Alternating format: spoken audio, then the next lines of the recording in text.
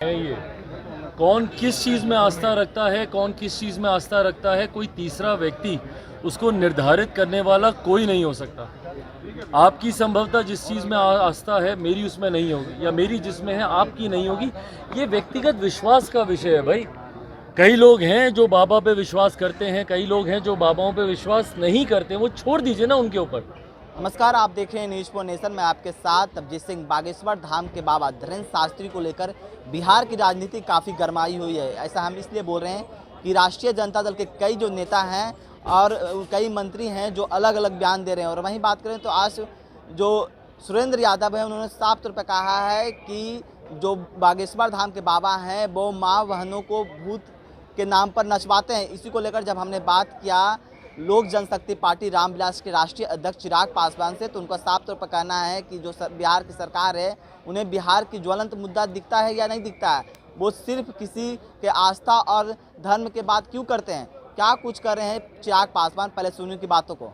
चिराग जी, मंत्री सुरेंद्र यादव ने बागेश्वर बाबा को लेकर के कहा है कि भूत प्रेत के नाम पे माँ बहनों को नचवाया जाता है, कपड़े तो जाते हैं, विवादित बयान दिया है। कैसे देख रहे हैं भाई, मेरी समझ में नहीं आता कि सरकार को बिहार की ज्वलंत समस्याएं दिखती हैं कि नहीं दिखती हैं, या ये लोग देखना नहीं चाहते।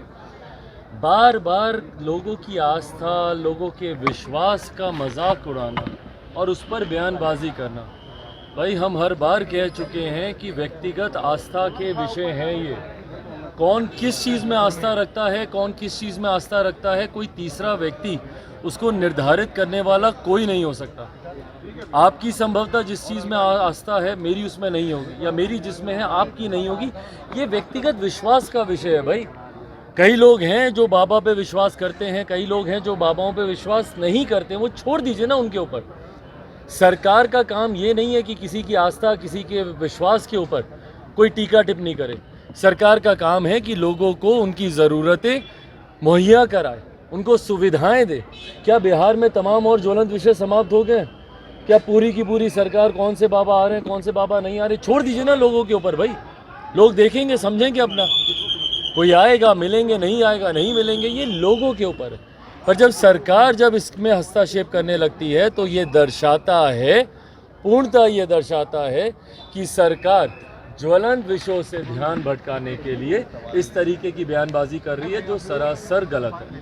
चिराग जी, पटना हाई कोर्ट ने कास्ट बेस्ड सर्वे पर स्टे लगा दिया है। इसको लेकर बिहार सरकार ने रिट पिटीशन डाला है। दिखाइए, हिम्मत है तो करके दिखाइए भाई। किसी भी संगठन को सिर्फ राजनीतिक लाभ के लिए, उसके नाम को इस्तेमाल करने के लिए इस तरीके की बयानबाजी करना सरासर गलत है। मैं बार यही कहता हूँ, क्या सही में ज्वलंत विषय समाप्त हो गए हैं?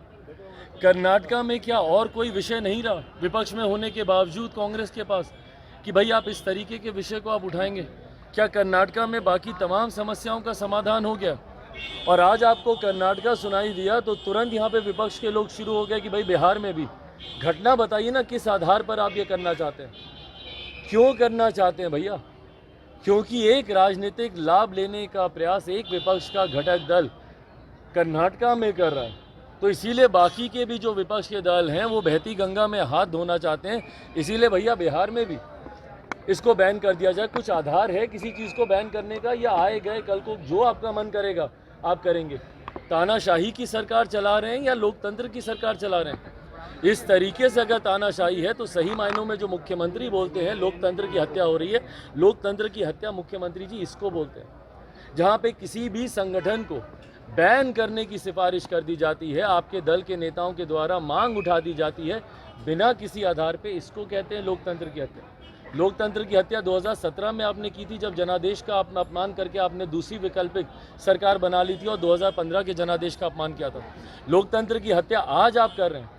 जनादेश एनडीए के लिए था, महागठबंधन के सरकार के साथ आप सरकार चला रहे हैं। ये तमाम परिणाम, ये तमाम प्रमाण हैं कि कैसे मुख्यमंत्री नीतीश कुमार जी लोकतंत्र की हत्या करते हैं, कैसे नीतीश कुमार जी की लोकतंत्र विरोधी सोच रही है। तो आपने सुना चिराग पासवान का। और वहीं बात करें तो उनसे जब ये भी पूछा गया कि बजरंग दल को बैन करने की मांग हो रही है, तो उनका साफ तौर पर कहना है कि बिहार में उनकी सरकार है, हिम्मत तो बैन करके दिखाएं। वो किसी संगठन को राजनीतिक मुद्दा क्यों बना रहे हैं? इस तमाम खबरों को बना रहे हैं न्यूज़ फॉर नेशन के साथ। नमस्कार।